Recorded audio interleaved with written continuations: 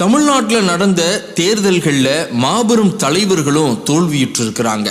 குறிப்பாக காமராஜர், பேரறிஞர் அண்ணா, செல்வி ஜெயலலிதா, இன்னும் சில தலைவர்களும் தோல்வியுற்றிருக்கிறாங்க. அவங்க யார் யாரு அப்படிங்கிறத இந்த பதிவில் நம்ம பார்க்கலாம்.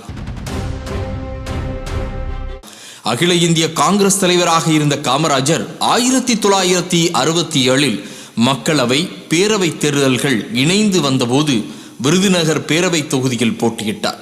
அந்த நேரத்தில் அவரை எதிர்த்து திமுக வேட்பாளர் சீனிவாசனிடம் 1285 வாக்குகள் வித்தியாசத்தில் காமராஜர் தோல்வியுற்றார். 1957 முதன்முறையாக வெற்றி பெற்ற அண்ணா 1962 மீண்டும் காஞ்சிபுரம் தொகுதியில் போட்டியிட்டார்.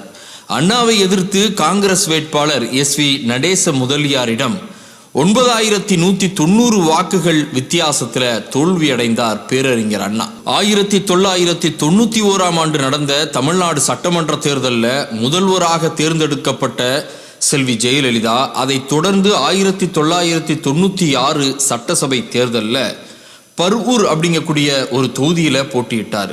இந்த தொகுதியில் போட்டியிட்ட நேரத்தில் திமுக வேட்பாளர் சுகவனத்திடம் 8366 வாக்குகள் வித்தியாசத்தில் செல்வி ஜெயலலிதா தோர்த்து போனாங்க.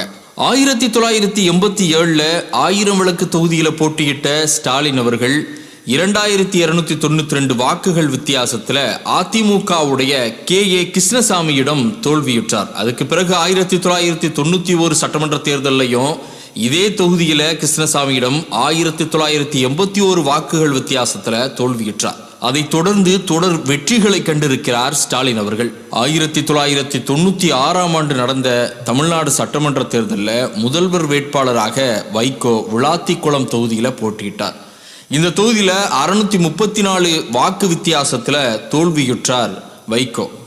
1996, 2006 ஆகிய ஆண்டுகளில் நடந்த தேர்தலில் எடப்பாடி பழனிசாமி அவர்கள் எடப்பாடி தொகுதியில் தோல்வியுற்றார்.